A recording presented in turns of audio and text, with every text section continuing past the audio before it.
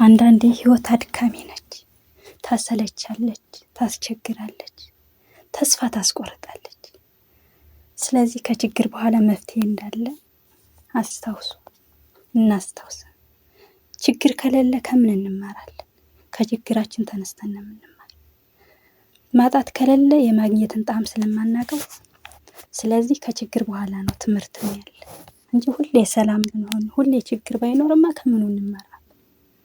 ስለዚህ ከችግራችን ተምረን ነጋችን እናስተካክል። እሺ ይቅርታ ሰላምታዬን ዘነጋው። ሰላምታዬ በያላችሁበት ይድረስ ብያለሁ። ዛሬ ደግሞ ቅድመ ትዳር ስልጠና ከችግር ወደ ተስፋ የሚል እናያለን። አዎ ተስፋ አለ፣ ከችግር በኋላ ተስፋ አለ። እንዳትቆርጡ ተስፋ። እኔ ወደ ቅድመ ትዳር ስልጠና የገባሁበት ዋናው ዓላማ የኔን ችግር ስፈታ የእህቶቼ ችግር እንደሚፈታ፣ የወንድሞቼ ችግር እንደሚፈታ ሳውቅ በቃ ለምን ለእህቶቼ አላቀርብም? እኔ እየተማርኩ ለምን አንድ ሀሳብ ለእህቶቼ በእኔ የተነሳ አንድ ሀሳብ አንድ እህት ብትለወጥ አንድ ወንድም ቢለወጥ ብዬ አሰብኩና ይህን ትምህርት ጀመርኩ ማለት ነው። እና የኔን ችግር ስፈታ ለእህቶችም ለወንድሞችም የሚፈታ ችግር ስለሆነ አብረን እንወቅ፣ ቀድመን እንማር። እኛ ሀገር ላይ ቅድመ ትዳር ትምህርት ስለሌለ ነው ብዙ ትዳሮች የሚፈርሱ። ይሄ ሙሉ በሙሉ ብላችሁም ውሸት የሚሆንና ማጋነን አይሆንብኝ። ቅድመ ትዳር ትምህርት ባለመኖሩ ነው ብዙ ትዳሮች የሚፈርሱት እንጂ የፍቅር ማጣት አይደለም። ስለዚህ ቀድመን እንወቅ።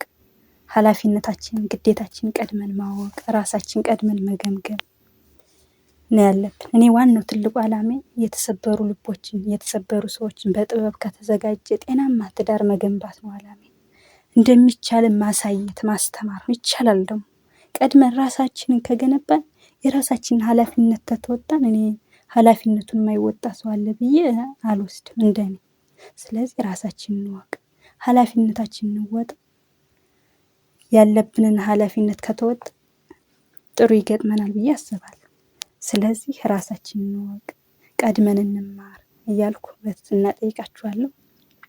ስለዚህ ላይክ አድርጉ፣ ሰብስክራይብ አድርጉ፣ ለብዙ እህቶች ወንድሞች አድርሱ። እኔ ገና ተማሪ ነኝ፣ አፌው ላይ እያያዛል፣ በቃ በሂደት ለምዳለሁ። እኔ ከምማረው ለእህቶች አንድ ቃል በእኔ ስበብ አንድ እህት ብትለወጥ፣ በእኔ ስበብ አንድ ወንድም ቢለወጥ በጣም ደስ ይለኛል።